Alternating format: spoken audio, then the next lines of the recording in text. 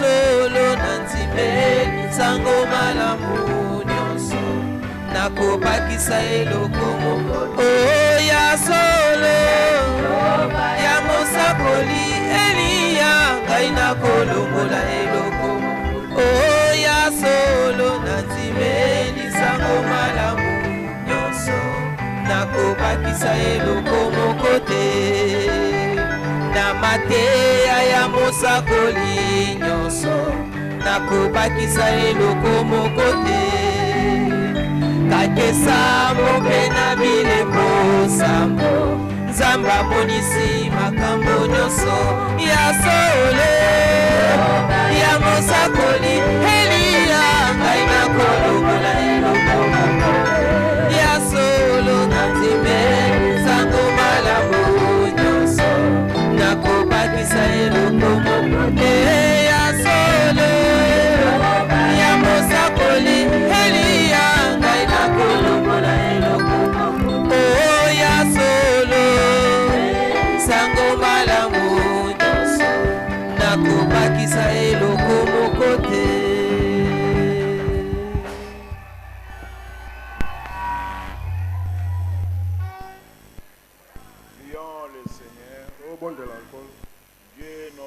Céleste, l'auteur de notre salut et de notre rédemption. C'est toi qui es l'auteur de notre joie et de notre paix. Nous te remercions ce matin de la grâce que tu nous as faite pour venir nous attabler autour de ta parole.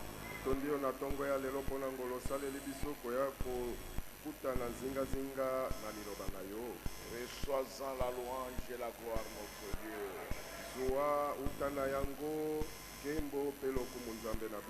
Bénis ta parole dans nos cœurs. Bénis les sacrifices que tes enfants font pour servir très tôt matin. Que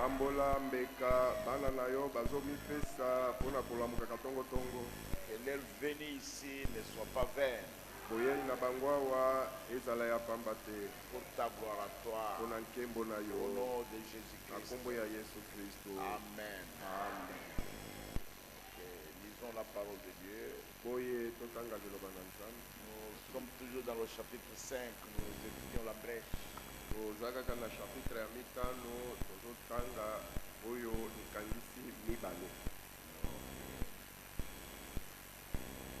commençons au verset 1. Puis je vis dans la main droite de celui qui est assis sur le trône un livre écrit en dedans et en dehors, c'est les de sept sceaux. Sima namonaki utana loboko na mobali na ye oyo afandi na ngbende na bokonzi buku moko oye etiami ekomami na kati pe na libanda etiami elembo na bilembo sambo. J'ai vu un ange puissant qui criait d'une voix forte. Namonaki mwanji moko na nguya azalaki koganga na mongongo makasi. Qui est digne d'ouvrir le livre et d'en rompre les sceaux. Ozana makoki ya kofongola buku yango pe kobuka bilembo. Et personne dans le ciel, ni sur la terre, ni sous la terre, ne peut ouvrir le livre ni le regarder. Okote ezala na lolele ezala na mokili azalaki na makoki te ya kofongola buku to kotala yango. Et je pleurais beaucoup de ce que personne ne fut trouvé digne d'ouvrir le livre ni de le regarder. Na lelaki mingi po ete moko te amonanaki oyo akoki kofongola buku to kotala ta yango. L'un des vieillards me dit, ne pleure point, voici le lion de la tribu de Juda, le rejeton de David a vaincu pour ouvrir le livre et ses sept sceaux. Moko na mwanja alobi na ngai kolela te tala oyo momboto na libota na Yuda oyo etiketo litika oyo na libota na Yuda azali na makoki ya kotala buku kokamata yango pe kofungola bilembo. A vaincu ye alongi pour ouvrir le livre alongi po ete afungola buku Et c'est cette sceau. na bilembo yango sambo. Et j'ai vu au milieu du trône de 4 êtres vivants et au milieu des vieillards un agneau qui était là comme immolé. Mpe namonaki kati na bizali na bomoi mine mpe kati na Et bampaka j'ai vu au milieu du trône mpe namonaki katikati na ngbende ya bokonzi et des 4 êtres vivants mpe ya bizali na bomoi mine et au milieu des vieillards mpe kati na bampaka un agneau qui était là comme immolé. mwana na mpate moko oyo azwamaki wana lokolo ya bomami. Il avait 7 cornes et 7 yeux qui sont les 7 esprits de Dieu envoyés par toute la terre. azalaki na maseke sambo miso sambo oyo eza milimo sambo na nzambe oyo mitindami na mokili mobimba. Il vint et il prit le livre de la main droite de celui qui est assis sur le trône. ayaki mpe akamataki buku uta na loboko na mobali ya ye oyo afandaki na ngbende.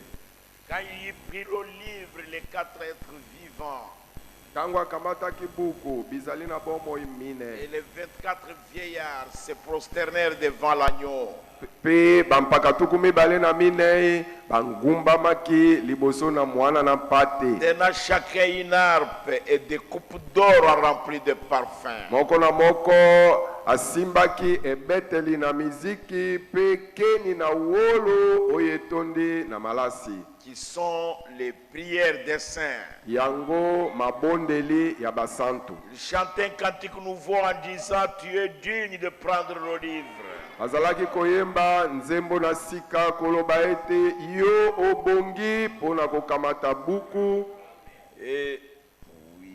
et d'en ouvrir les sceaux, mpe kofongola bilembo car tu as été immolé mpo ete yo obomamaki et tu as racheté pour Dieu par ton sang mpe osombaki to osikolaki mpo na nzambe na nzela ya makila na yo des hommes de toute tribu, bato ya bikolo binso de toute langue, ya nkota inso de tout peuple et de toute nation. ya bato banso mpe uta na bamboka nyonso. Et tu as fait d'eux un royaume de sacrificateurs pour notre Dieu. mpe oyeisi bango libota na banganga nzambe mpo na nzambe na biso. Et ils régneront sur la terre. mpe bango bakokonza na mokili. Au nom de Jésus-Christ, Amen. na kombo na yesu kristo amina. Vous pouvez vous asseoir, mes frères. boki ofanda balingami.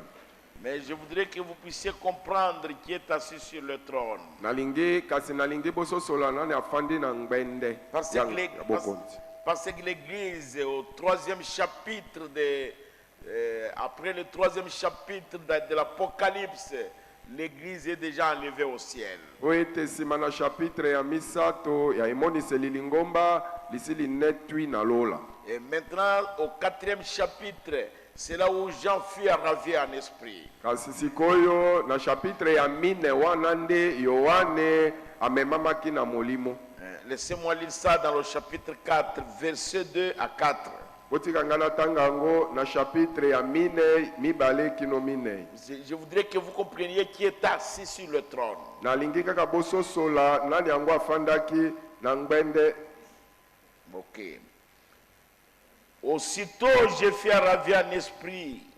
kala mingi te na memamaki na molimo. Et voici, il y avait un trône dans le ciel, et sur ce trône, quelqu'un était assis. mpe tala ngbende na bokonzi moko ezalaki kuna na lola mpe likolo na yango moto moko afandaki. Celui qui est assis avait l'aspect d'une pierre de jaspe et de sardoine.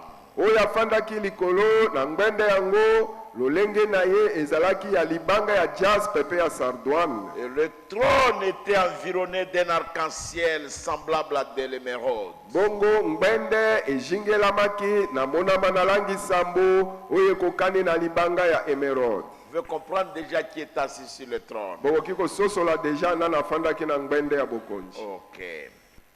Autour du trône, j'ai vu 24 trônes. zingazinga na ngbende ya bokonzi namonaki bangbende tuku mibale na mine. Et sur ce trône, 24 vieillards assis. Pe likolo na bangbende yango tukumi bale na minei bampaka tukumi bale na minei bafandi. Revêtus de vêtements blancs. Balatisami na bilamba pembe. Et sur leur tête des couronnes d'or. Pe likolo na mituna bango mitole ya wolo. Verset 6. Motoba. Il y a encore devant le trône comme une mer de verre semblable à du cristal. Bongo ezali lisusu likolo na ngbende yango lokola oyo ebaleto mai monene oyo ya kilauli ya talatala oyo ezali kokokana na cristal. Au milieu du trône et autour du trône, katikati na ngbende yango ya bokonzi pe zinga na ngbende yango il y a 4 êtres vivants remplis Dieu devant et derrière. ezana bizali na bomoi mine yo batondi na miso sima pe liboso. Le premier être vivant est semblable à un lion. ezali na bomoi ya liboso akokani na nkosi. Le second être vivant est semblable à un veau. Oyo ya mibale azali lokola mwana na ngombe. Le troisième être vivant a la face d'un homme. Oyo ya mitsato azali na elongi ya moto. Et le quatrième être vivant est semblable à un aigle qui vole. Pe oyo ya ezali na bombo ya minei azali na lolenge ya mpongo oyo ezali kopumbwa. Ok. Je vais lire le verset 10 et 11. Les 24 vieillards se prosternèrent devant celui qui est assis sur le trône. Bongo bampaka tukumi bale na minei bangumba maki liboso na ye oyo afandi na ngbende. Et ils adorent celui qui vit au siècle des siècles. Pe basambeli ye oyo azako bika bikeke na bikeke. Ils jettent leur couronne devant le trône en disant: babwaki mitole na bango liboso na ngbende na kolobaka boye. Tu es digne, notre Seigneur et notre Dieu, obongi yonkolo na biso pe nzambe na biso, de recevoir la gloire et l'honneur et la puissance. pona koyamba nkembo lokumu pe nguya. Car tu as créé toutes choses. Po ete yo okelaki biloko binso. C'est par ta volonté qu'elles existent et qu'elles ont été créées. Ezande na kolinga na yo na mokano na yo nde biloko binso bizalaka pe kaka na yango nde bisalemaka. Alléluia. Que Dieu vraiment bénisse sa parole dans nos cœurs. Nzamba pambola penza liloba na ye na mitema na biso. Vous pouvez déjà voir par la lecture du chapitre 4 de quelques versets que nous venons de lire, qui est assis sur le trône, environné de l'arc-en-ciel semblable à de l'émeraude. Bongo uta na oyo to uti kotanga na chapitre 4 na ba verset oyo totangi bokoki kososola nani yango afandaki na ngbende na bokonzi oyo azalaki ajingelami na monama na langi sambo pe na libanga oyo ya emerald. Donc c'était Dieu lui-même.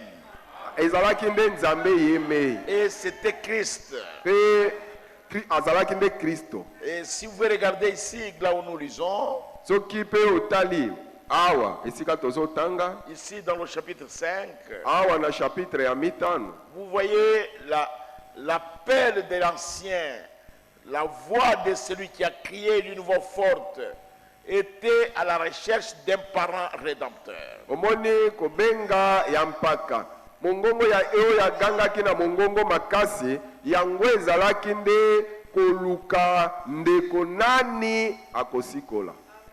Ça cherchait un parent rédempteur pour racheter ce qu'Adam et Ève avaient perdu. azalaki koluka ndeko mosikoli po ete asikola oyo Adam na Ewa babungisaki. Parce que la loi de Dieu exigeait un rédempteur. Po ete mobeko ya nzambe esengaki kaka mosikoli azala. Et c'est pourquoi il criait d'une voix très forte. Talatina azalaki koganga na mongongo makasi. Qui est digne nani abongi de prendre le livre ya kokamata buku et qui est digne même de le regarder. pe nani azata na makoki ya kotala buku. Et les Écritures disent qu'au ciel il n'y avait personne. Makomi elobi ete na lola kuna mutu Et amonanaki sur la te. terre il n'y avait personne. Na mokili awa mutu amonanaki Et te. tous ceux qui étaient morts, les Abraham, les sages, les Job, tous, personne n'était digne. Baye banso bakufa ba Abraham bayobo na banso moko te abongaki. Même pas de regarder le livre. Makoki ata ya kotala buku ezalaki te. Il n'y en avait pas. Ezalaki te. Et Jean commence à pleurer. Yohane abandaki kolela. Et l'ancien lui dit, ne pleure pas Jean.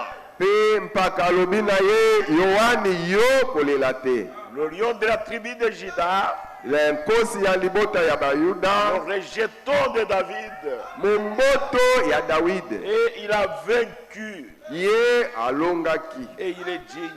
pe akoki. Et quand Jean regardait, Pe tango Yohane atali kasi il n'a plus vu un lion, amonaki nkosi te. mais il a vu un agneau qui était immolé avant la fondation du monde. Kasi amoni nde mwana na mpate oyo abomamaki liboso mokili mojalisama. Il était ensanglanté. Atondaki na Il makila, venait de la bataille. awutaki na etumba, Et il venait de vaincre la bataille. pe awuti kolonga etumba. Et il venait maintenant réclamer sa propriété. Ayaki sikoyo kosenga azwa libula na ye. Un ange était digne, Michael était digne.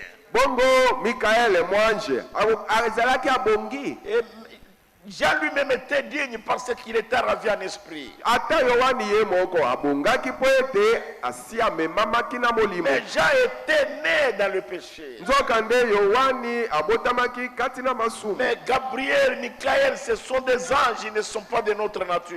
Gabriel, Mikael, bango bazande ba angelu bazana lolenge ya biso te. Un ange ne pouvait pas le faire. Mwanje akokaki kosala Et yango te. un homme aussi ne pouvait pas le faire. Mutu moko pe boye akokaki pe kosala yango Parce que te. tous étaient nés par le sexe. Po ete banso babotamaki na nzela ya mwasi na mobali.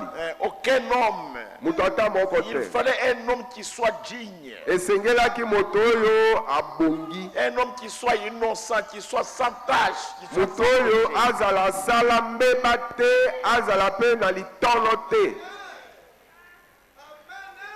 Et Dieu a trouvé qu'il n'y avait personne. Nzambe amonaki ete mutu moko azalaki te. Alors il devait lui-même répondre à sa propre loi. Bongo esengelaki siko Nzambe kaka ye moko nde akokisa oyo mobeko na esengi. Alors par sa grâce, Na bongo na nzela ya ngolu na ye il a couvert Marie de l'ombre du Saint-Esprit. ajipaki Maria na elilingi ya molimo mosantu. Et un bébé est venu sur la terre. Sima mwana moko abotamaki. Et Jésus n'était pas un juif.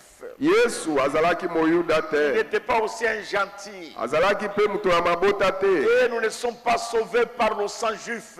Biso tobikisami na makila ya bayuda Et te. nous ne sommes pas aussi sauvés par le sang d'un homme des nations. Tobikisami pe te na makila ya mutu ya mabota te. Mais nous sommes sauvés par le sang de Dieu lui-même. Kasi tobikisami nde na makila ya Nzambe yemei. Le prophète dit c'est conforme à la Bible. Mosakola alobi ete yango ekokani malamu na makomi. Jésus, il était Dieu. Yesu azalaki nde Nzambe. Il n'était pas la deuxième, la troisième ou la quatrième personne de la divinité. Jamais. Azalaki te mutu ya mibale to ya misato ya bonzambe to ya mine te. Non, il était Dieu lui-même. Yesu azalaki nde Nzambe Et ye. Dieu Emmanuel Azalaki Nzambe Emmanueli. qui s'était révélé à nous. Oyo amimonisaki polele epa na biso. Celui qui est descendu de la gloire. Ye nde akitaki uta na nkembo. Et il est venu sur la terre. Pe akitaki na Il a mokili. été frappé et humilié à cause de vous et de moi.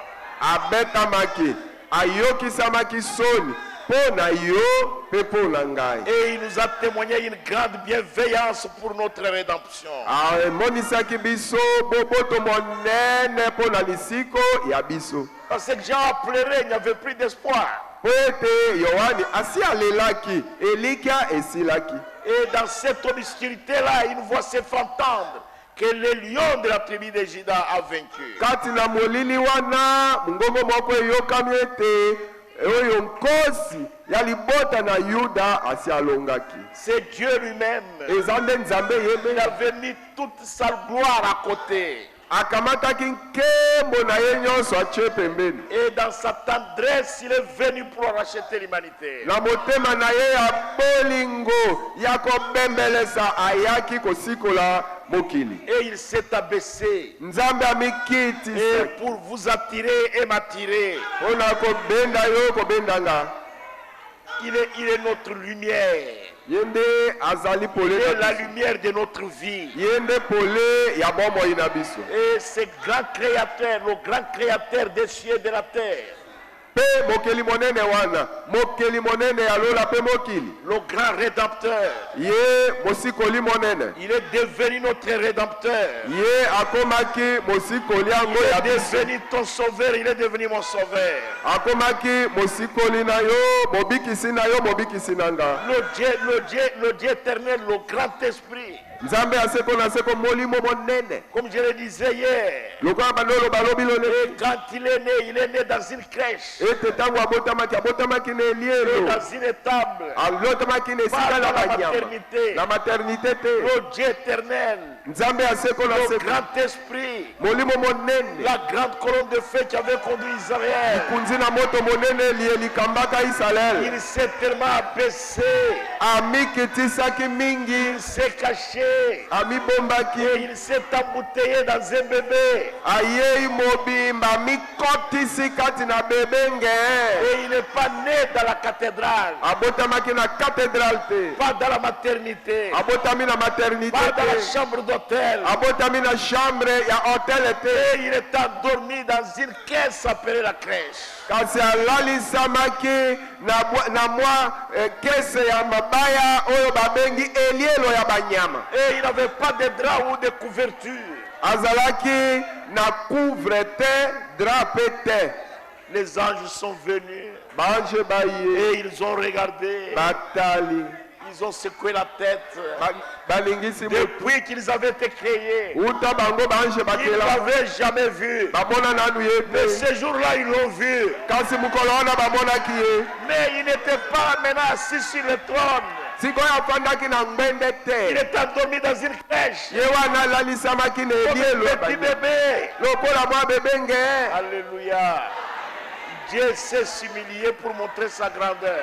Nzambe amimonisaki na bonene na ye. Dieu s'est humilié Nzambe ayebaka komikitisa pour montrer sa grandeur. mpona komonisa bonene na Et ye. les anges se sont envolés. Bongo bange bapumbwai bakei. Ils ne sont pas allés à la cathédrale. Bakendeki na ndako monene na losambo Ils ne te. sont pas allés chez le souverain sacrificateur. Bakendeki epai na banganga nzambe minene Ils te. sont allés chez le berger. Bakendeki epai na Parce babateli ya que le bapate. berger était humble. Po ete babateli na bapate bazalaki na Et celui qui komisokisa. venait de naître, c'était un agneau. Pe ye oyo awutaki kobotama ezalaki mwana na Et mpate. le roi ne pouvait pas recevoir un pareil message. Pe bakonzi bakokaki kozwa lolenge ya sango wana te. Mais le berger, Kasi babateli ya pour bapate lui, c'était une bonne nouvelle. mpo na bango ezalaki sango malamu. Et les anges ont commencé à chanter. Banjelu babandaki koyemba Gloire à Dieu dans les lieux très élevés. kembo na nzambe na bisika bileki likolo. Et Dieu était dans une crèche. Me nzambe alalisamaki wana na elielo. Ils ont dit gloire à Dieu dans les lieux très hauts. Me banje bango bakoyemba na bango kembo na nzambe na bisika bileki likolo. Et paix sur la terre Pe kimia na mokili chez les hommes qui l'agréent. epai na bato oyo nzambe asepeli na bango. Si Dieu vous agrée, Bongo soki nzambe asepeli na yo il va vous ouvrir l'intelligence.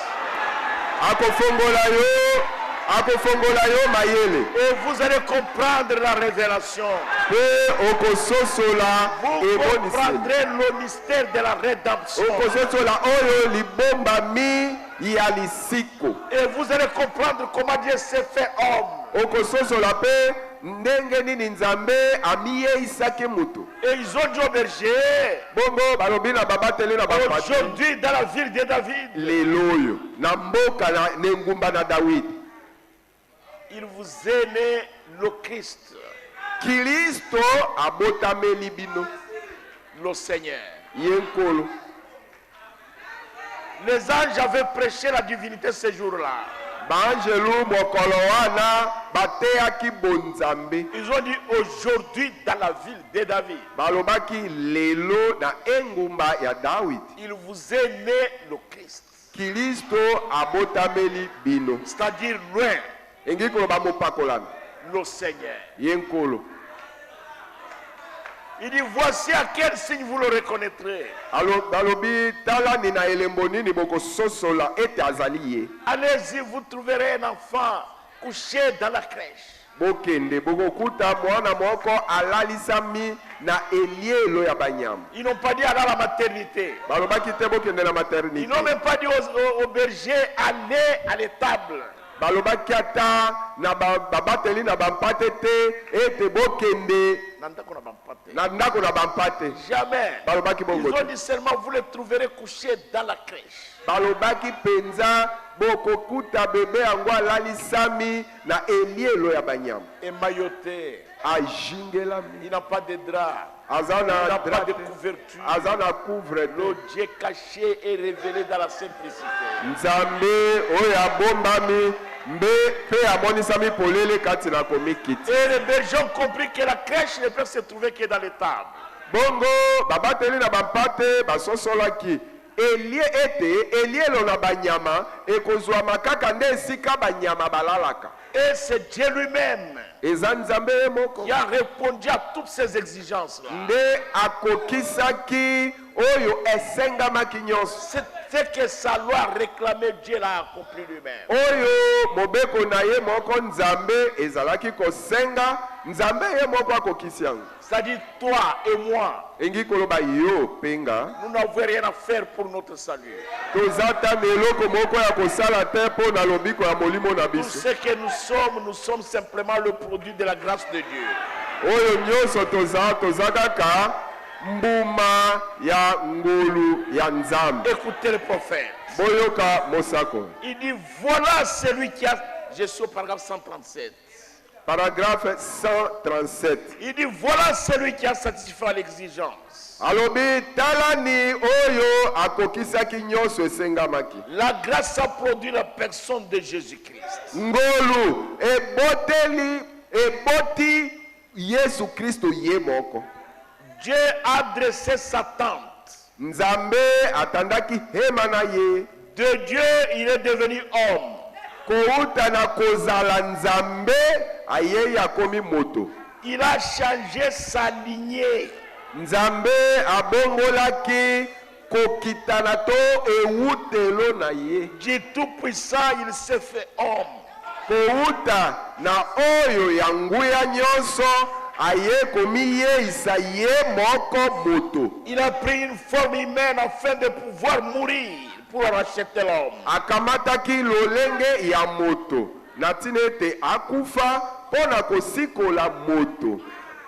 C'est pourquoi le prophète a dit nous sommes de la race de Dieu. Tala tina mosakola alobaki ete biso tozali baoyo uta na libota na Nzambe. Nous sommes de sa race. Tozali baoyo bauti na libota na ye. Dieu a fait que vous et moi nous soyons de sa race. Nzambe asala ete yo pe ngai tozala baoyo ya libota na ye. Alléluia. C'est une chose merveilleuse. Eza likambo moko C'est bikambo. une chose glorieuse. Eza likambo moko ya nkemu. Que nous, les indignes, les pécheurs, Ete biso baoyo tobongi te pe basumuki. que nous soyons de la race de Dieu. Ete biso tozala bayi libota ya Nzambe. C'est terrible, mes frères. Eza matata bande. Vous devez comprendre que vous êtes, tel que vous êtes là, vous êtes simplement la grâce. Esengeli sikoyo ososola ete ndengo oza wana mobimba na yo ozaka ngolu. Et c'est votre présence sur la terre qui empêche à Dieu de frapper la terre maintenant. Esengeli pe ososola ete kaka ndenge yo ozwami nanu na mokili oyo yango nde ezopekisa Nzambe abeta mokili oyo. Vous êtes Madame la grâce. Yo esengeli ososola ete oza madame ngolu. Et C'est vous et moi, c'est nous qui sommes Kyria aujourd'hui. Yo pengai bisonde tozali kiria lelo. Nous sommes la dame bien-aimée. Tozali madami molingami. Alléluia. Merci, merci Jésus. Quand nous allons voir le livre des rites, si Dieu nous le permet, Soki nzambe apesi biso nzela tango tokomona buku ya luta. Vous allez voir dans l'Ancien Testament, on appelle le parent rédempteur le Goël. Okomona ete na kondimana na kala bazo benga ndeko mosikoli Goël. On appelle les Goël. Goël. Les Goël dans l'Ancien Testament. Goël na kondimana ya kala. Les Goël. Oyo ebengami Goël. Dans l'Ancien Testament. Na kondimana na kala. C'était quelqu'un qui était capable de satisfaire aux exigences de la loi.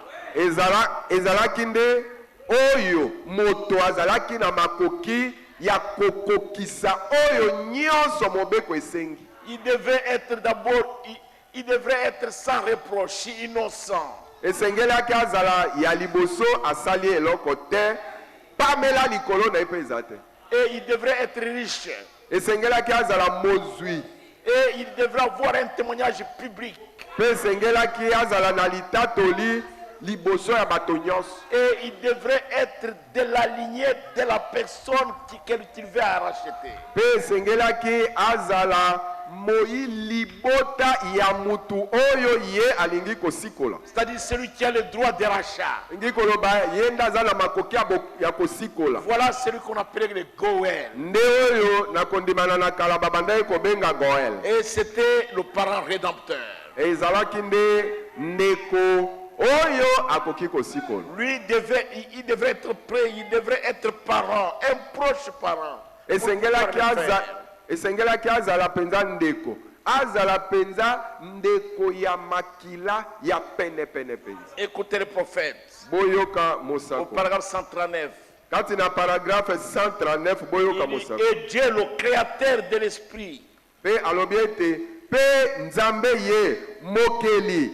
Nous est devenu parents. Utana molimo akomi oyo ndeko na biso. Non, utana molimo te traduisez.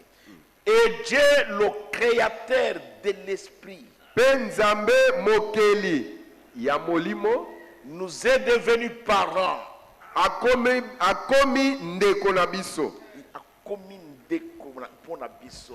Akomi ndeko pona biso. Quand il s'est fait homme pour pouvoir prendre notre péché sur lui. Tango amiye isaki moto. Na tinete amema masumu na biso likolo na ye. Et pour pouvoir en payer le prix. Pe pona kofuta motuya na yango. Nous racheter. Nous ramener à Dieu. Le prophète dit voilà le rédempteur. Maintenant Christ nous a rachetés. Maintenant nous sommes rachetés. Combien croient qu'ils sont rachetés? Moi je suis déjà racheté. Mais suivez le prophète. Seulement il n'a pas encore réclamé son bien.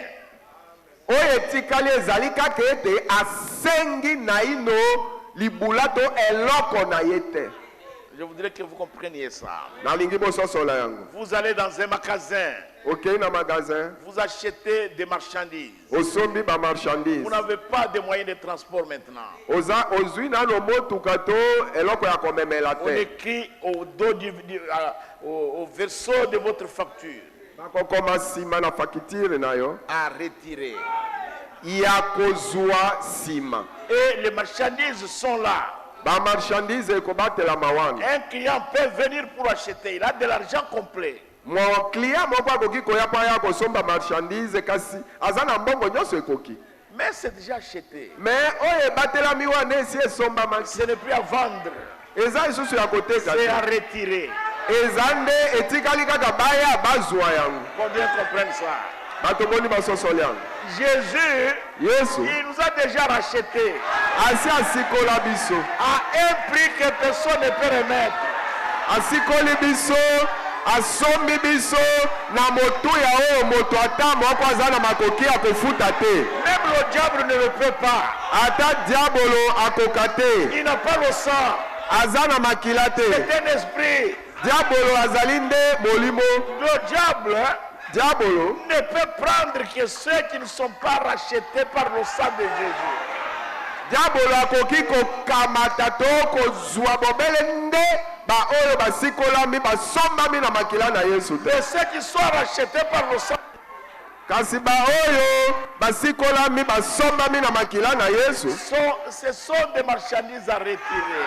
bazali nde ba marchandise oyo etikali kaka baya kozwa.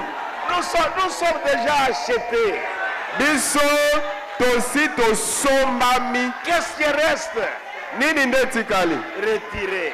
Baya kokamata biso. C'est pourquoi le prophète dit, Tala tina mosako la alobi. il nous a déjà rachetés, Alobi asi asikola asomba biso. mais il n'a pas encore réclamé son bien. Kasi naino ayei kosenga o eloko na ye te ete azwa yango. Le prophète dit, si vous n'êtes pas d'accord, attendez un moment. Mosakola alobi ete soki ondimani na nga na esika yango te zela moke. Il ne l'a pas encore réclamé. Aisengi nano yango te ete S'il a nazwa. pris le livre de la rédemption, Soki akamataki buku ya lisiko, alors tous ces cadavres et tout ce qu'il a perdu, Christ a fait le rachat. na bongo oyo nyonso Adam azalaki na yango pe abungisaki, Kristo asikolaki yango. Et il nous a déjà rachetés seulement, il n'a pas encore pris possession. Pe asi asombi biso, asi asikoli biso, kaka azwi nano biso te. Il ne le peut pas avant le temps marqué. Liboso na tango oyo etiami ete aya azwa biso akoki kozwa biso te. C'est alors que la résurrection viendra. Wana nsima nde liseko ekoya. C'est alors que la terre sera renouvelée. Wana nde nsima nde mokili ekoyeisama ya sika. C'est alors qu'il prendra possession de son bien. Il s'est acquis quand il nous a rachetés. Nsima nde akoya kokamata to kozwa eloko na ye. Eloko na ye oyo asombaki biso, azwaki yango tango asikolaki biso. Mais il le fera au temps marqué. Kasi akosala yango bobele na tango oyo esetiamaka ete tango oyo nde akosala. Même si vous mourrez maintenant, Ata lelo kaka sikoyo okufi. si vous mourrez maintenant, Soki okufi kaka sikoyo. vous allez dans le dépôt de la terre. Okokende na ebombelo ya moki. Ya mabele. Vous êtes à retirer. Kasi ozande oyo si osombami etikali oyo akozwama. Les gens qui ont déjà voyagé par bateau avec des marchandises, ça comprennent mieux ce que j'ai dit. Bato oyo basi basala mobembo na bato na biloko ya koteka bayebi oyo nazosolola. Ils achètent des marchandises dans beaucoup de magasins. Basombaka ba marchandise na ba magasin ndenge na ndenge. Et ils savent que le bateau va voyager le lundi. Bayebi ete ndakisa bato ekokende lendi.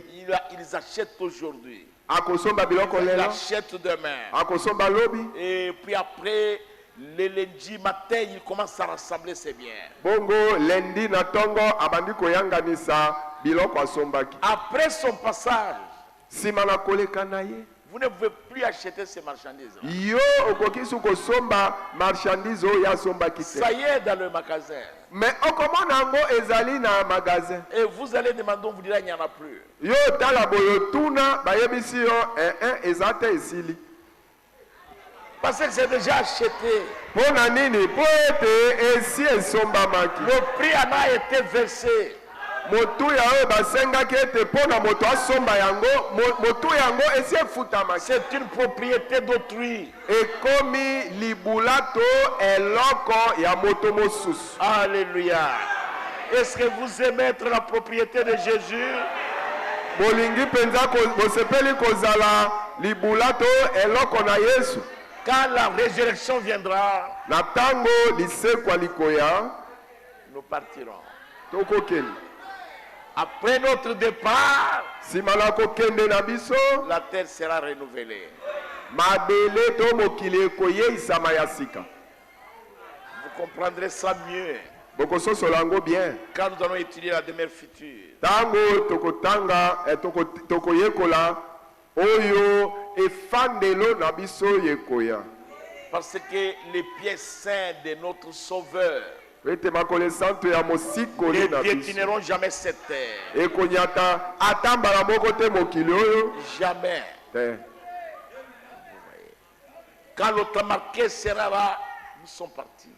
Tango oyo esetiamaki ekokoka biso tokokenda. Il n'y aura même pas d'obstacle.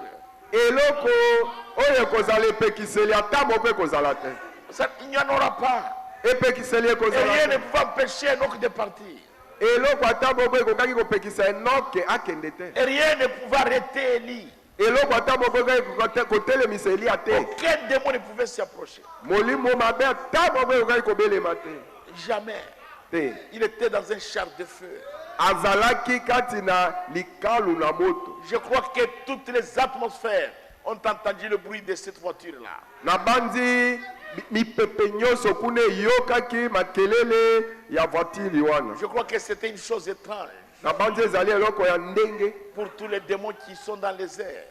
na bamilimo nyonso ezali na mipepe. C'est quelque chose qu'ils n'avaient jamais vu. Ezali eloko oyo milimo mabe ya mipepe nano bamona Et te. ces jours-là, ils ont vu ça. Kaka mokolo wana nde bamonaka ndenge voiture wana ekoleka. Et personne ne pouvait s'y approcher. Moko te akokaki kobelema. Aucun démon. Molimo mabe ata moko te. Parce que le temps était là. Po ete tango ya voiture koleka ekokaki. Dieu est retiré. Nzambe azalaki kokamata. Le temps était marqué pour Élie. Po na Elia tango ekokaki. Le prophète dit au paragraphe 141, il dit, c'est écrit dans ce livre scellé de cette sceaux dont nous sommes en train de parler. Na paragraphe kama na tukumine na moko mosakola alobi ete yango esololami malamu kati na buku oyo etiami elembo na bilembo sambo oyo tozali kosolola likolo na Dans le yango. livre de la rédemption, c'est écrit ici. Kati na buku ya lisiko ekomami awa elobami polele awa. Tout ça, c'est ce que Christ fera à la fin. Nyonso wana yango nde Kristo akosala na suka. Et ça nous sera révélé dans les 7 sceaux. Pe ekomonisela biso kati na ekomonisela biso polele kati na bilembo sambo. Au fur et à mesure que nous avançons, Tango nyonso tango toza kokende le liboso. grand plan de la rédemption nous sera complètement révélé, mes frères. Oyo lisiko mobimba etando mobimba ya lisiko ekomonisama biso bandeko na ngai. Ces messages étaient conservés jusqu'au temps du dernier messager terrestre. Sango oyo ebombanaki kozela kino tango motindami ya mokili oyo ya suka koya. C'était conservé. Ebombanaki. Si nous lisons ici dans Jérémie chapitre, je crois que c'est Jérémie 32. Soki totangi awa kati na mukanda ya Yeremia na bandi ezande Yeremia tuku misato na mibale. Je crois que c'est là-bas. Laissez-moi lire là-bas. Natanga wana. Ici, Israël est pris en captivité. Awa Israel bakamatamaki na boumbu. Et avant de partir en captivité, Liboso na kokende na boumbu. et il y avait le contrat d'acquisition de toute la concession royale en Palestine. Ezalaki na mokanda ya boyokani pona kozwa oyo mboka to mabele mobimba ya Palestina. Et alors Jérémie a appelé le juge Baruch. Il lui dit, prends ce contrat, mets-le dans un vase de terre. Pe Yeremia abengaki mosambisi Baruch alobi na ye kamata mokanda ya boyokani oyo pona mabele mobimba ya Palestina tia yango kati na ebombelo to mbeki ya mabele. Le titre de propriété. Oyo mokanda ya kopesa yo makoki ya kozala nkolo mabele. Ça devrait être conservé Esengelaki dans un vase de terre. kati na poke to esalemi na mabele, mabele. na bumba. Kati na poke ya bumba ya mabele ebatelama na kati. Pas dans une valise plastique. Etia matin na valise moko ya plastique te. Pas dans une malle métallique. Ebomba matin kati na sanduku yebende. Même si c'est en or, ata sanduku yango eza ya wolo, ça va se rouiller. ekozwa kutu. Il fallait que ça soit dans un vase de terre. Esengelaki ezala kaka na poke ya mabele. Écoutez Jérémie. Boyoka sikoyo yilimi. Jérémie 32, verset 8. Tukumisato na mibale verset ya mwambe. Je vais descendre. Nakokita. Anamaël, fils de mon oncle, vint auprès de moi selon la parole de l'Éternel. Ananaele mwana noko nanga yake pa mwana mobali anoko nanga yake pa inanga engebene liloba ya nkolo. Dans la cour de la prison, et il me dit, Kati na lupango ya boloko pe alobi nanga. Achète mon chantier à Anoth, dans le pays de Benjamin. Sombe langananga oyo ezali na Anot na mboka na Benyamin. Car tu as le droit d'héritage et de rachat. Poete yo zali na makoki ya libula pe ya kosikola. Achète-les. Yo somba yango. Je reconnais que c'était la parole de l'Éternel. Na sosola ki ete ezalaki liloba ya nkolo. J'achetais de Anamel, fils de mon oncle, le champ qui est à Ananoth. Na sombaki uta na maboko ya ye mwana ya noko na ngai oyo elanga ezali ya Ananot. Et je lui pesais l'argent à 17 cycles d'argent. Bongo na pimelaki ye mbongo oyo cycle zomi na sambo ya mbongo. J'écrivis un contrat que j'ai cacheté. Bongo nakomaki mokanda moko oyo nazwaki kashe na tie likolo. J'ai pris des témoins et j'ai pesé l'argent dans une balance. Bongo nakamataki batatoli mbongo nyonso na tie yango na epimelo. J'ai pris ensuite le contrat d'acquisition. Bongo sima nakamati mokanda oyo toyokanaki oyo ya komonisa ete nasi na sombi mabele yango. Celui qui était cacheté. Oyo mokanda oyo nasi na tiaki kashe. Conformément à la loi et aux usages, et celui qui était ouvert. Pe kokokana oyo nasalaki yango kokokana na mobeko pe na lolenge makambo esalemaka oyo efungwamaki. Et j'ai remis le contrat d'acquisition à Barik, fils de Neridia, fils de Maseja. Nakamataki mokanda ya komonisa ete mabele na sombi yango napesaki yango epai na Barik mwana na Ananija na Beseja.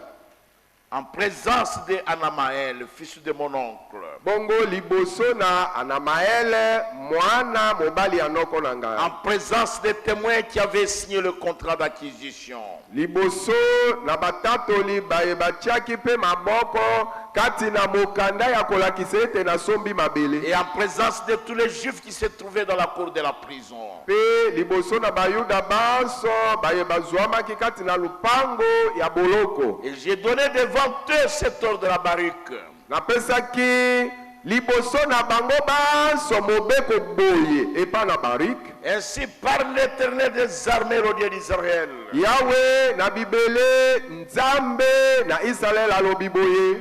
Prends ces écrits, ce contrat d'acquisition. Kamata makomi oyo mokanda ya kolakisa ete mabele na sombi yango. Celui qui est cacheté, celui qui est ouvert. Oyo mokanda oyo eza nanu polele pe chami caché. Et mets-les dans un vase de terre afin qu'il se conserve longtemps. Pe kamata yango tia yango kati na poke moko ya mabele na tina ete mokanda oyo ebatela mayeumela mingi.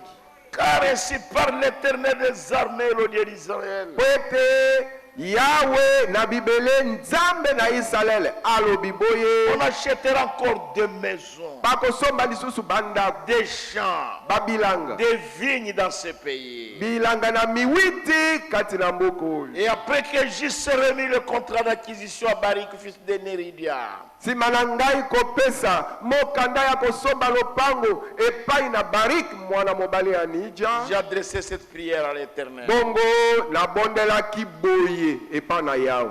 Le contrat devrait être conservé. Mokanda esengelaki ebatelama. Le droit de la rédemption. Oyo makoki ya lisika. Et dans un vase de terre. Ebatelama kati na Pour qu'il mbeki se na mabele. conserve longtemps. Po ete ebatelama tangu mulai. Parce qu'on va encore acheter des terres, Po ete bakosomba lisusu ba des mabele. maisons Na bandako. et des champs. Na bilanga. Jérémie montrait à Baruch que les gens ne sont pas encore fatigués d'acheter. Bongo yilimi azalaki kolakisa zuzi Barik ete batu nanu balembi te kosomba. Le diable n'est pas fatigué. Satan alembi te. Les démons ne sont pas fatigués Ba milimo mabe balembi pete. à tenter les gens. Kolemba pona ko meka meka Mais batu. le droit à la rédemption, Kasi makoki pona le lisika. droit au rachat Makoki pona kosomba. a été conservé E bomba na dans un vase de terre. kati na mbeki ya mabele. Pour qu'il ne se rouille pas, pour qu'il se conserve longtemps. Po ete ezwa kutu te. Po ete ebatela matangu molai. C'est terrible, mes frères. Ezali matata bana. C'est terrible. Ça Ça matata. ne pouvait pas être dans un ange, Ekokaki te kozala kati na mwanje dans moko. un chérubin. Kati na mokeluba moko. Jamais. Te. Dans un esprit quelconque. Kati na molimo songolo Ça molimo ne paka. pouvait pas se conserver longtemps. Ekokaki koumela tangu molai te. Mais dans un vase de terre, Kasi kati na mbeki ya mabele on va toujours faire valoir le prix. akobandaka kolakisa ete tala na Les sina droits sombaka. seront là. Mibeko kozala wana. Tous les droits seront présentés. Makoki nyonso ekozala kaka ete kolakisaka bitala na sina sombaki. Parce que le fils de son oncle devrait conserver cela. Mais Jérémie a acquis cela. Et il a donné au juge Baruch pour conserver, pour montrer que c'est sa possession. Mwana mobali ya noko na ye esengelaki abatela yango. Ilimia asombaki yango. Apesi epa na zuzi Baruch po ete abatela yango kolakisa ete esengelaki ebomba na malamu. Alléluia. Et dans l'Ancien Testament, Pe na kondimana na kala. ce qu'on appelle les rouleaux, ce n'était pas comme les livres, la Bible que nous lisons aujourd'hui. C'était très long comme ça. On roulait cela et on mettait un seau, on met à côté. On roule, on met un seau, on met à côté. Ainsi de suite. C'était ça, les rouleaux dans l'Ancien Testament. Kati na kondimana na Et kala. c'était conservé comme ça dans un vase. Bongo. On tirait un et on les déroulait. Kati na kondimana na kala o balobi buku ezalaki buku lokola oyo te. Jamais. Ezalaki o bazalaki kozingela boye. Soki ekomi na suka batie kashe kolakisa ete kangani awa. Batie yango na ebombelo oyo mbeki ya mabele. Soki balingi babimisa babendi moko boye. Balingi babimisa babendi mosusu boye. On voulait voir le Pe mystère. bafongoli yango. Pour voir le mystère qui est dedans. Pe bafongoli po bamona mabomba minini ezaki na kati ya oyo babombaki na poke. Et quel est le droit qui y est attaché? Pe makoki nini ekangami na oyo buku ebombanaki wana. Et au paragraphe 145, le prophète dit, et tout ça ici, c'est tout ce qui retient les mystères de Dieu depuis la fondation du monde. Tout scellé à l'intérieur. Na paragrafe kama na tukumine na mitano mosakola alobi abi nyonso wana awa eza nde bilembo sambo oyo yango nde ezali kosimba mabombami ya nzambe nyonso wuta mokili mojalisama nyonso etiami elembo to etiami kashe na katikati wana. Et nous allons voir cela par l'ouverture de ces sceaux comme Dieu l'avait donné aux prophètes.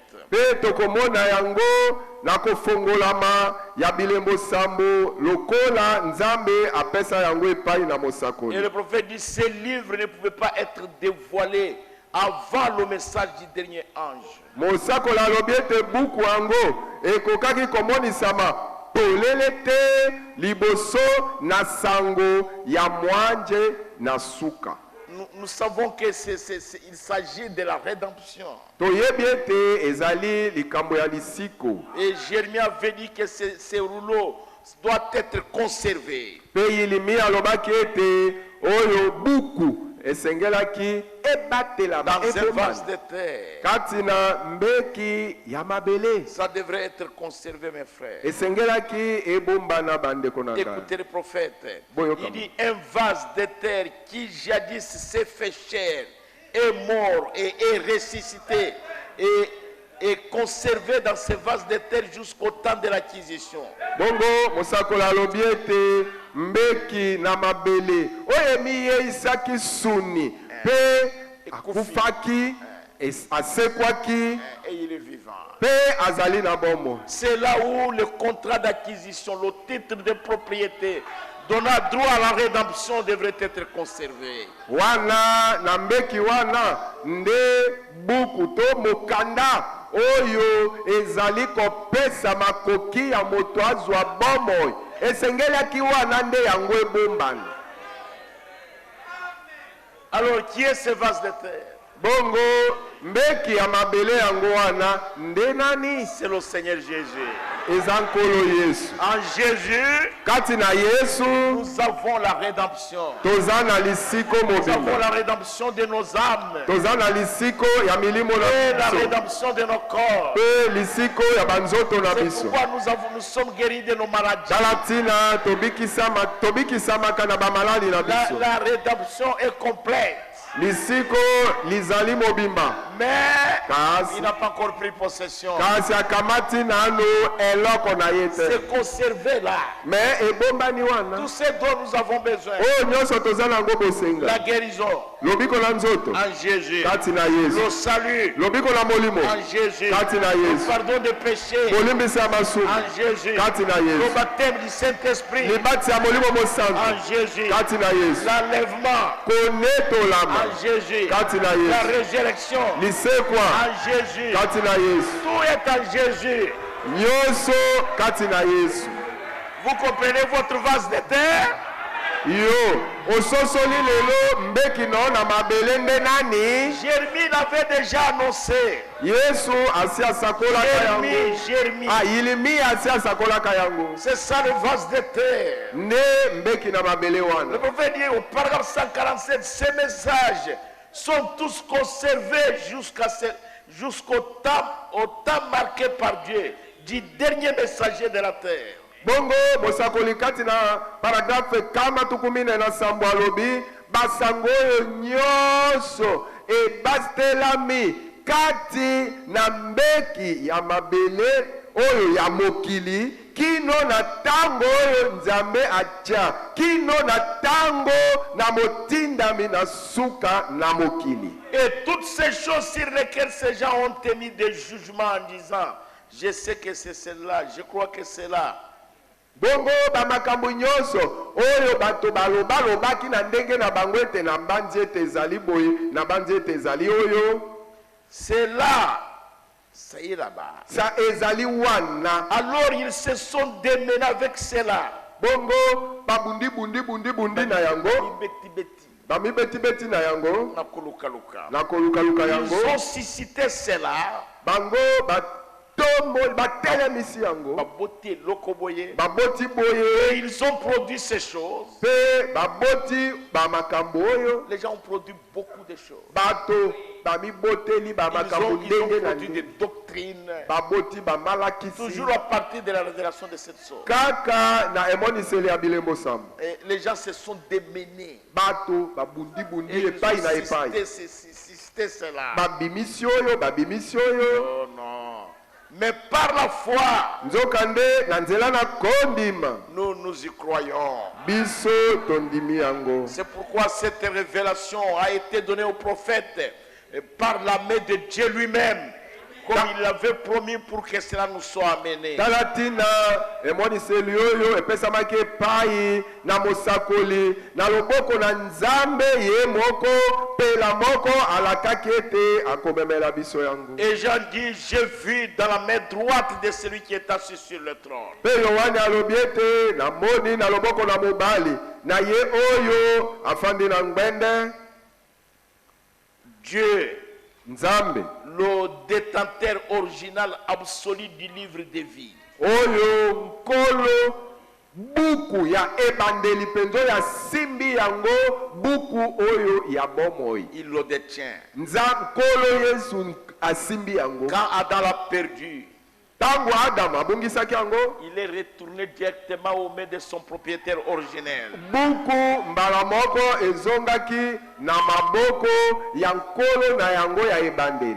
Jean a vu dans la main droite de celui qui est assis sur le trône un livre écrit en dedans et en dehors. Bongo Yohane amonaki na loboko ya mobali na ye oyo afandi na ngbende na ngolu buku moko ekomami na kati pe libanda. Scellé de cette sceaux. Etiami elembo na bilembo sambo. Le prophète dit, vous pouvez voir maintenant Mosakola alobi ete bokoki komona sikoyo que tout se trouve dans les Écritures ete nyonso makambo nyonso ezwami na makomi jusqu'au commencement. kino na ebandeli Pour chacun de ces sceaux, mpona elembo moko na toute moko. la chose ensemble, le mystère tout entier repose ici dans ces sceaux. Oyo makambo nyonso elongo libombami Il dit, na ça mobimba repose ici.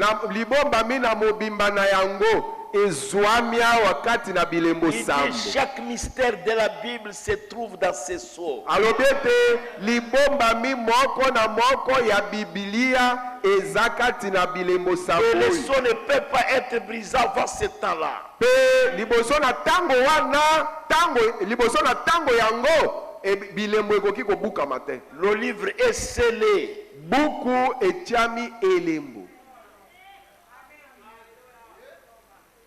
Quand un sceau s'ouvre, Tango elembo moko efongwami, un autre suit. mosusu elandi efungwami, Et le prophète dit, c'est un livre de la rédemption. pe mosakoli alobi ete eza buku ya lisiko. Il dit, et tous ensemble, ça forme le livre. Il est scellé de cette sceau. Abi nyonso elongo nde esali buku. Buku yango ekangami pe tiami kashe na bilembo sambo. Il dit, et suivez bien les prophètes. Bolanda mosakoli bien. Il dit, c'est écrit sur le réveil. Alobi ekomami libanda. Parce que c'est enroulé. Po ete ekangami. Mais le mystère du sceau est à l'intérieur. Kasi libombami ya elembo yango ezwami nde na kati. Et tout ce qu'il dit, c'est le cavalier. Les cavaliers sur le cheval blanc ou les cavaliers sur le cheval noir et quoi encore à l'extérieur.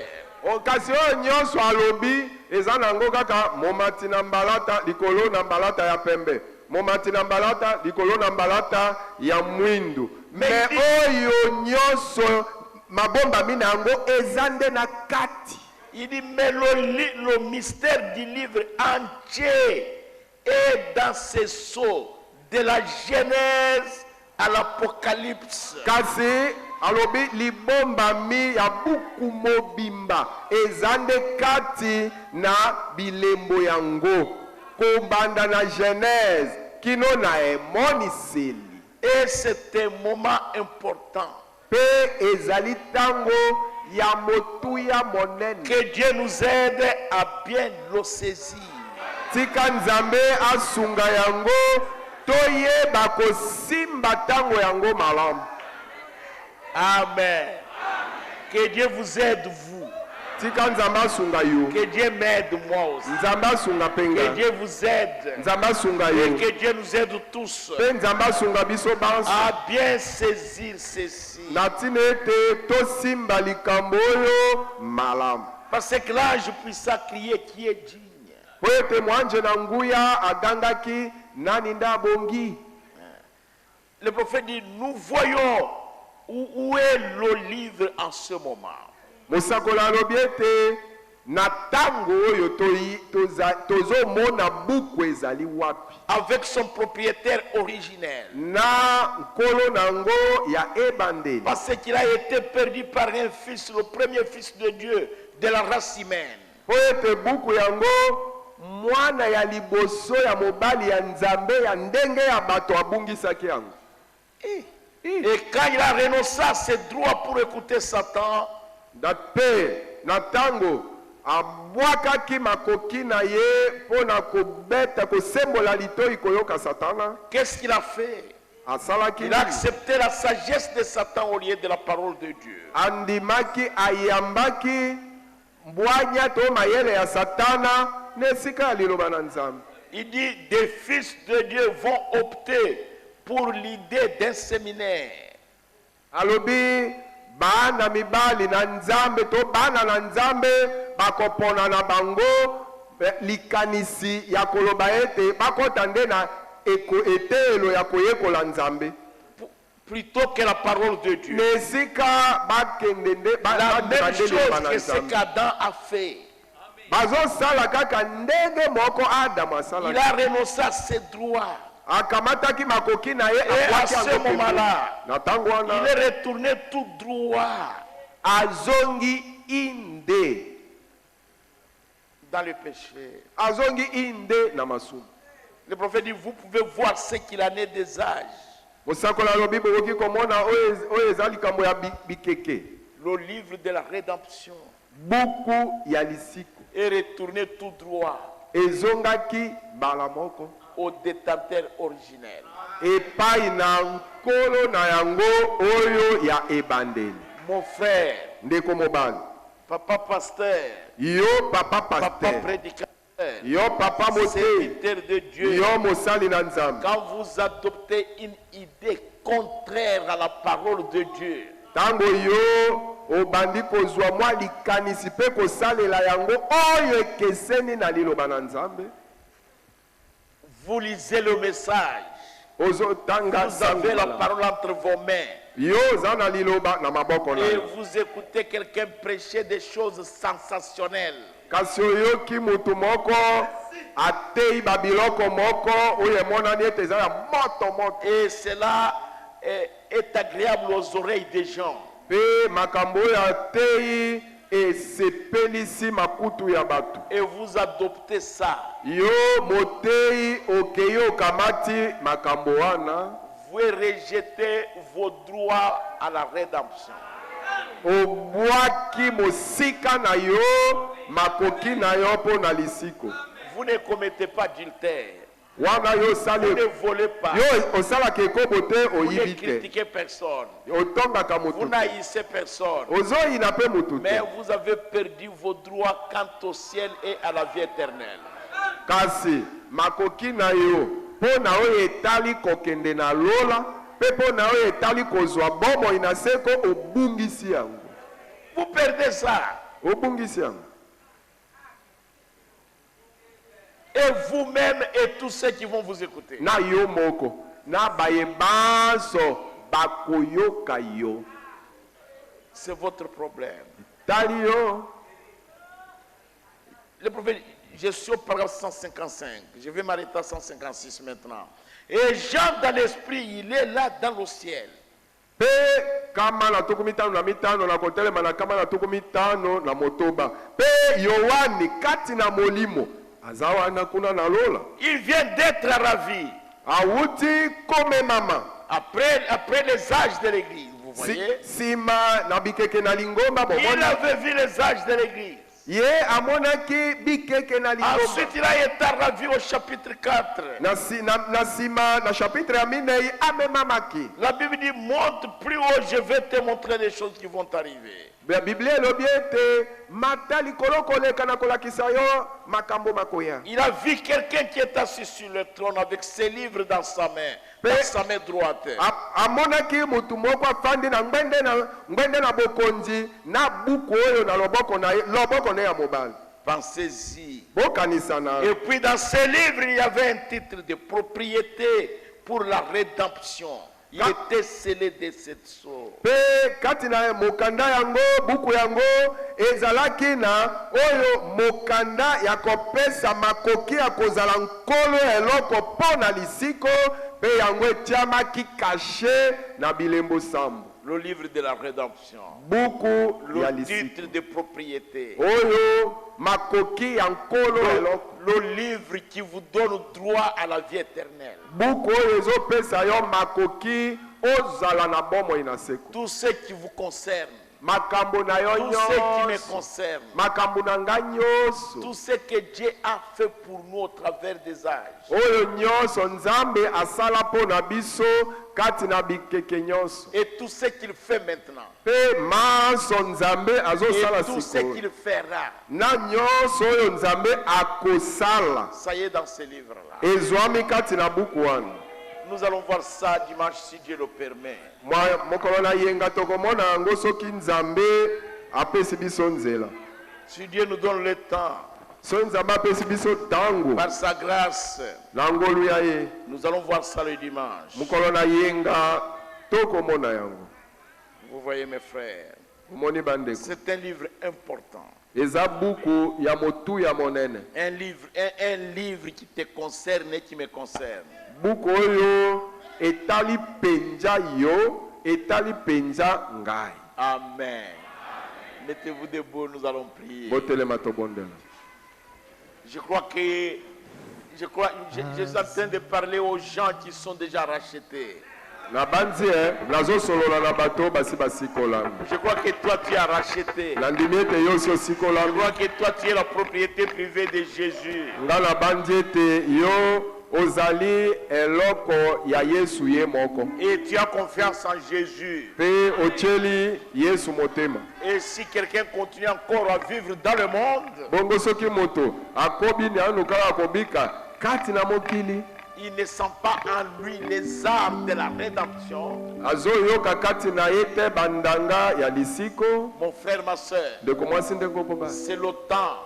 Tango yango oyo. Pendant que nous sommes en train d'étudier ces livres de la rédemption, Na tango tozo yekola buku oyo ya lisiko. de donner votre vie à Jésus-Christ. Eza tango ya yo kopesa bomo ino na Yesu Kristo. Nous allons chanter pour prier. Tokoyemba pona kobondela. Si toi ce matin, Soki yo na tongo vous oyo. sentez au fond très fort quand je parle de baisser ces histoires-là, mon frère. Tango nazo solola bokitisaka biloko wana te. Si vous sentez du très fond de votre cœur qu'il y a une condamnation là-bas, vous n'avez pas été racheté par le sang de Jésus. Ce matin, donnez votre vie à Jésus-Christ. Soki oyoki na sa motema na yo kokweyisama moko ezali wana ozoyoka ete nanu yo sikolami na makila na Yesu te. Na tongo na lelo pesa bomoi no na Yesu Kristo. Donnez-lui votre vie. Pesa ye bomoi na yo. Parce que les temps ne sont plus là. Oyo ete tango esili. Vous devez marcher avec l'assurance que vous êtes racheté.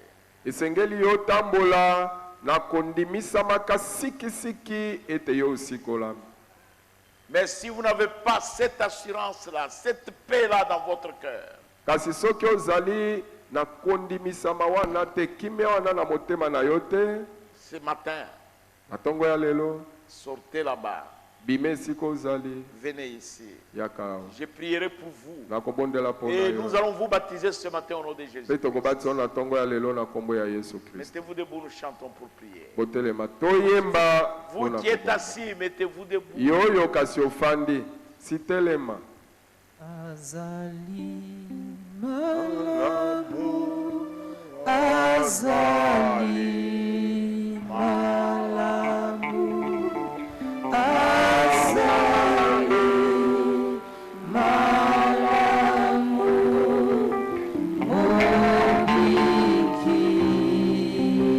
mobikisi abomba.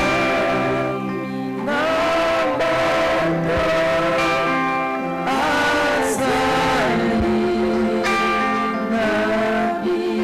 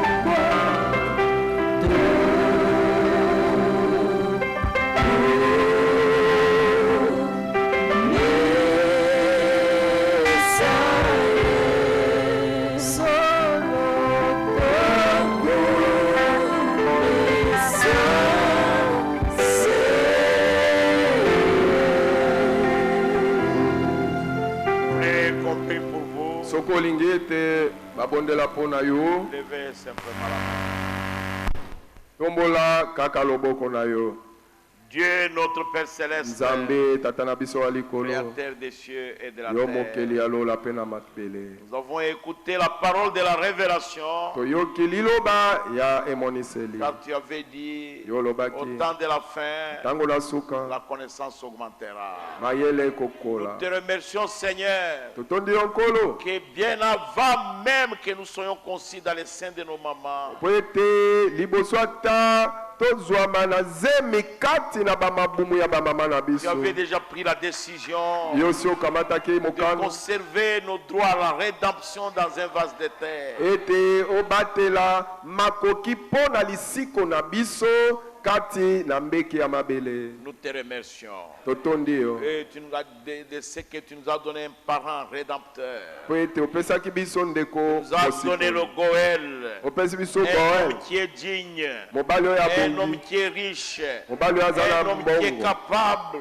mobali oyo un akoki, homme qui est sans péché, mobali oyo qui azangi est masumu, innocent. oyo asala eloko Au te. Seigneur Jésus-Christ, Kolo Yesu Kristo, notre rédempteur béni, mosikoli na biso ya notre pambolami, sauveur merveilleux. oyo mobikisi na biso na Nous bikamwa. te remercions, notre Dieu. Totondi yo mpo na yango Te nkolo. remercions, Seigneur. Totondi yo Car nkolo tu nous as aimés avant même que nous venions sur la terre. po ete yo olingaki biso liboso ata tobotama na mokili. Tout ce que nous sommes Nyonso et toza tout ce que nous avons, na nyonso toza c'est le nango produit de ta grâce. eza kaka mbuma ya ngolu na Nous yo. le remettons entre tes mains. Tomizongisi na maboko na yo, Bénis-nous ce matin pambola biso na et tongo montre-nous ta gloire. mpe lakisa biso nkembo na Nos yo. mains qui sont levées vers toi Maboko na biso matombwami epai na yo présentent beaucoup de besoins. ezolakisa bosenga ebele, Des besoins pour nos familles, bosenga mpo na des mabota na besoins pour biso, nos corps, bosenga mpo na des nzoto na besoins pour biso, nos âmes. bosenga mpo na Nous miloko na avons des biso. besoins financiers, des besoins domestiques. Toza na bosenga ya mbongo ata ya bandako na biso. Mais nous venons devant le Créateur de toutes choses, Nzokande biso toyei liboso na mokili ya devant biloko celui qui nyonso. possède le ciel et la terre, Toyei liboso na ye oyo lola mpe mokili ya ye, devant celui qui donne à ses enfants même pendant leur sommeil. epai na ye oyo apesaka epai na bana na ye ata ntango Nous balali. venons devant le Jéhovah Jireh, Toyei liboso na yawe oyo apesaka devant na le ntango Jéhovah ekoki, Rapha, mpe liboso na yawe rafa venons mobikisi. devant le Jéhovah Sabaoth et Jéhovah Manassé, Toyei liboso na yawe sabaote mpe manase, le Dieu qui combat pour les saints. nzambe oyo abundelaka Nous venons basali. devant le Jéhovah Nissi, Toyei liboso na jehova devant le nisi, Dieu qui est notre bouclier. toyei liboso na nzambe oyo azali nguba na Nous nous biso. abandonnons entre tes mains, Seigneur. Tomisundoli na maboko Sachant que lokolo, ce matin, koyeba te ete na à ntongo ya partir de ce lelo moment, kobanda na ntango oyo chacun de nous aura une réponse. moko na biso Et les akozwa malades sortiront guéris. bato na maladi Et bakobima ceux basi qui ont des babikisama, besoins recevront des réponses. baoyo baza na bosenga bakozwa biyano. Seigneur Jésus, Kolo Yesu, restitue tout ce que nous avons perdu par le péché. zongisela biso nyonso oyo tobungisa na nzela ya masumu, Que ça soit la santé, ezala bakolongono ya que ça nzoto, soit la force, ezala que ça makasi, soit la joie du salut, ezala esengo ya que lobiko, ça soit la paix. ezala kimia. Si ton esprit s'est envolé à cause de notre méchanceté, Soki nde molimo na yo apumbwaki akei mpo na ntina na kanza na biso, de Jésus-Christ, na nkombo ya Yesu Kristo, restitue-les-nous. songisela biso ye. Seigneur Jésus, Kolo Yesu, n'enlève pas ta main sur nous. yo olongola loboko na yo likolo na biso te. Nous sommes ton bien. Tozali ya yo Et tu n'as pas encore réclamé cela. oyo nano ye kozwa te. Toi, tu enlèves ta main. Soki yo kasi olongoli loboko na yo, Le diable se jouera de nous. satana akosakana na Tiens biso, chacun de nous par la main. simba moko na biso na loboko, Conduis nos pas. mpe kamba matambe na biso. Nous abandonnons entre tes mains, Seigneur. Tomisundoli na maboko na yo, Bénis tes fils et tes filles. tala bana no basi mpe Bénis tes mibali, serviteurs. pambola basali na yo. Montre ta face à chacun, Moko na moko lakisa ye elongi na yo, afin que ton nom soit glorifié, na ntina ete kombo na yo ekomisama, afin que ton nom soit loué. na ntina ete kombo na yo esanjolama. Bénis-nous, Seigneur. Pambola biso nkolo, Bénis les dîmes et les offrandes que nous allons donner. opambola moko na zomi mpe makabu tokopesa, Au nom de Jésus-Christ. na kombo ya Yesu Kristo. Amen. Amen. Merci. Asseyez-vous. bofanda. Que les diacres donnent le panier d'offrande. Badiakre bapesa bikolo ya makabu. Ok. Que ce que je vais dire maintenant ne passe pas à l'internet. Merci. Bokata internet o nalingi naloba elekate. Bokata